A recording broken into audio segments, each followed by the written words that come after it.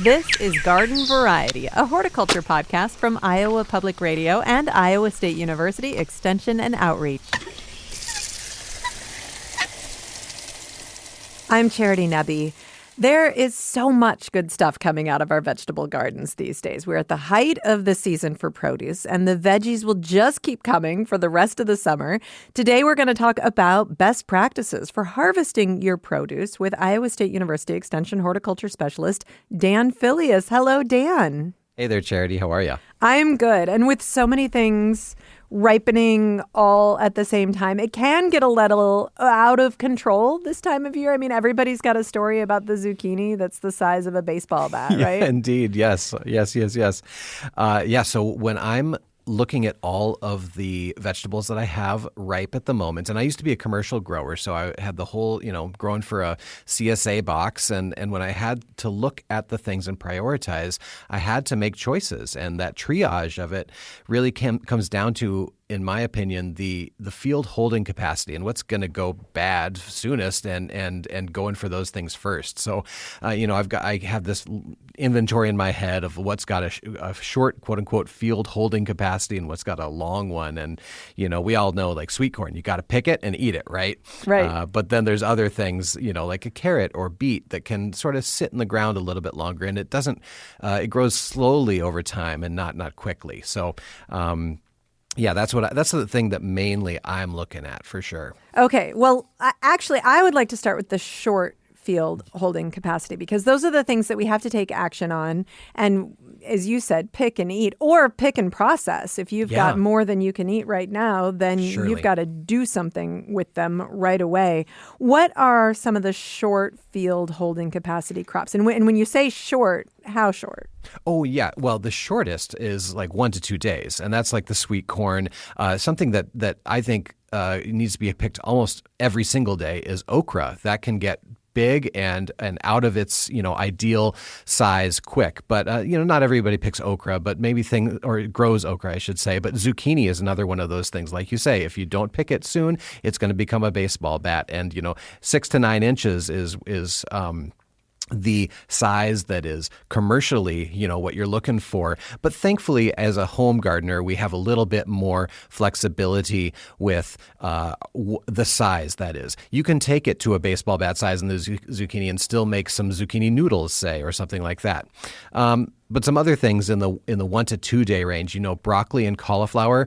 Broccoli goes past pretty quickly, but cauliflower will show a bigger sign. It'll start to turn brown if you don't get it within a day or two of its peak ripeness. That's when it is pushing bigger and pushing the leaves away from the head and exposing it to the sunlight, so it starts to turn brown. So if it starts to turn brown, are you out of luck, or can you still rescue that? Oh, no, this is merely something that is, appetizing, right? Something, and we have, a lot more flexibility in the home garden for these things. There is a period of time between when it starts to turn brown and when it starts to really separate into individual curds that you can see and become a flower, really. And that is, it's still edible. It's just not as good to look at. Okay, and that's your emergency warning. You waited too long to pick this. Do it right now. Exactly. So even in the short zone, there are still some things that can hold maybe a week or so, or at least a few days. Yes. And more like the half a week to a week long things like lettuce, kohlrabi, peppers, watermelon I think on the melon side of it, we've got cantaloupe in the shorter time. It's going to split if you don't get it right now. They also, cantaloupe, when you pull them off the plant, they will continue to ripen. So and harvesting at peak ripeness in the field gives you less shelf life in the kitchen. But watermelon has a little bit more time, and of course, watermelon is notorious for being hard to pick right on time. But when it is time, 3 to 5 days on that one for sure.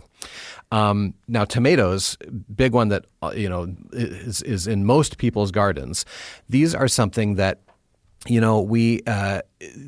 can harvest them at any point from when they start to turn color, like the very, tiniest hint of color on those tomatoes, and then they will continue to ripen at room temperature, or you can pick them fully ripe. Of course, you get less shelf life if picked fully ripe.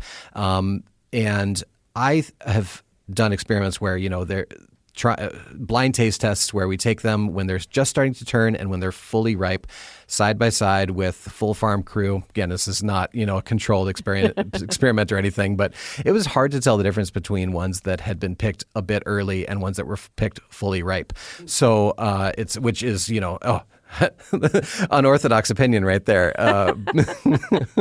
But you can pick them at the turning stage and end up with, and that gives you a little bit more flexibility on that picking time. So you're not always trying to go out there every single day to get the one that's at peak ripeness. You can pick a group of them and hold them to ripen. All right. And when you hold them, I'm somebody who doesn't like to put tomatoes in the refrigerator. Good job. Okay. Yes. So you're holding them is something that you need to do at room temperature? Yes.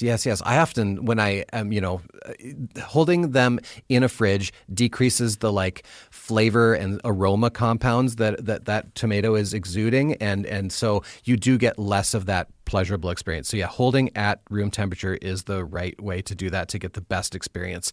And I often struggle because, I eat half a tomato and then what do I do with the other half? Well, I usually put it in the fridge and I just compromise. But All right. And again, you need to process them before they go bad if you have more tomatoes than you can handle. Now let's talk about longer field holding capacity. What are the vegetables that give you a little more breathing room? Sure. And most of these are these vegetables that are root vegetables or ones that are storage vegetables that are, meant to hold for a while, to hold maybe over the winter and then send up a flower stalk the following year.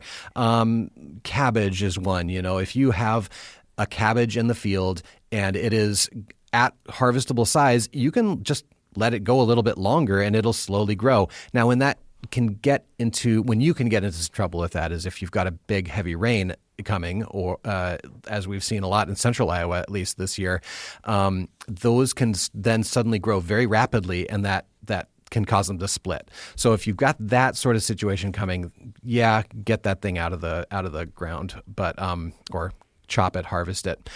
Beets, carrots, leeks, parsnips. All these root vegetables are pretty good at holding a good amount of time. And pumpkins and winter squash, they do have best shelf life if harvested when they're peak ripe, when they start to turn that, not green and more the ripe color.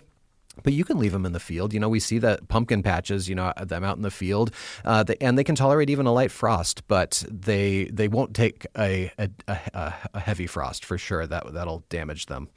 And then things that we're harvesting a lot right now that we're seeing come out of the garden: onions, garlic, potatoes. These are ones that they have a long field holding capacity, but each of them has a little bit of difference to them. Onions, they're going to suffer in wet weather, like we talked about with the cabbage.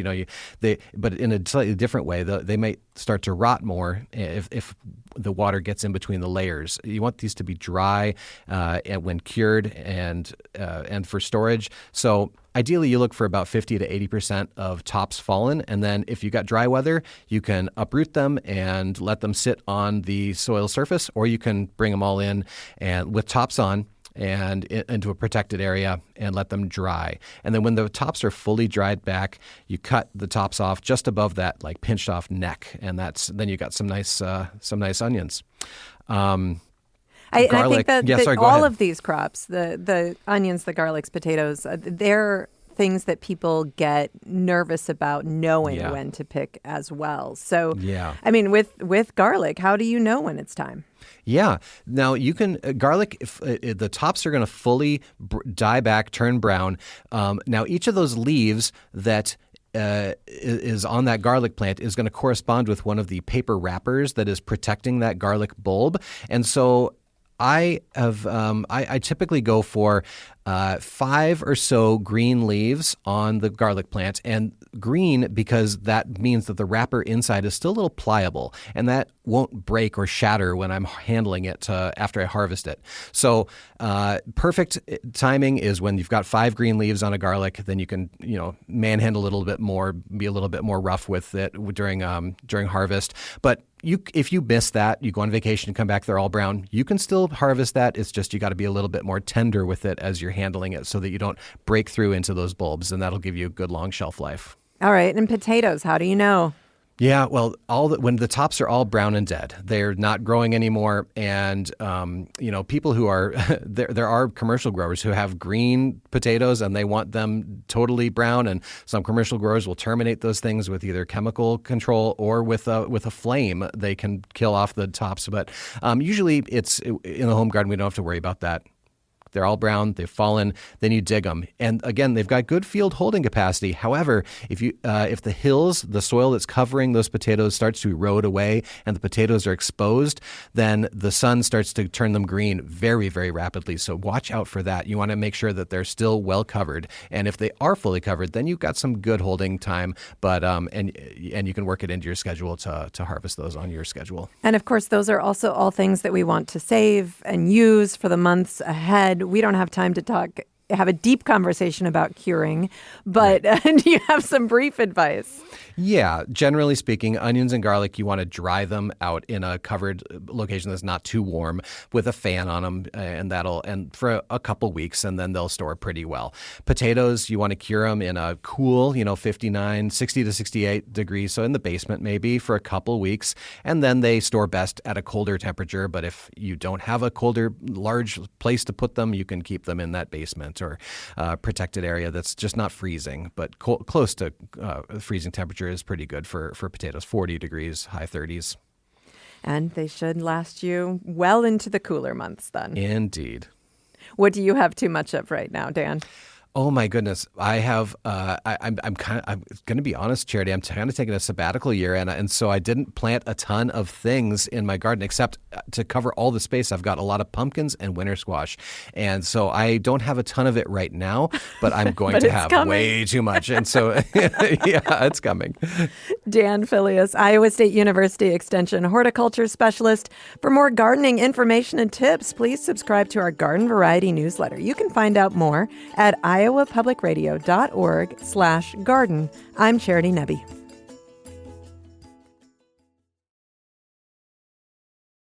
Garden Variety is a production of Iowa Public Radio and Iowa State University Extension. It's produced by me, Erin Stile, Caitlin Troutman, and the Iowa Public Radio talk show team. For more garden goodness, please subscribe to our Garden Variety newsletter. Just go to iowapublicradio.org/garden. I'm Charity Nebbe. See you next time.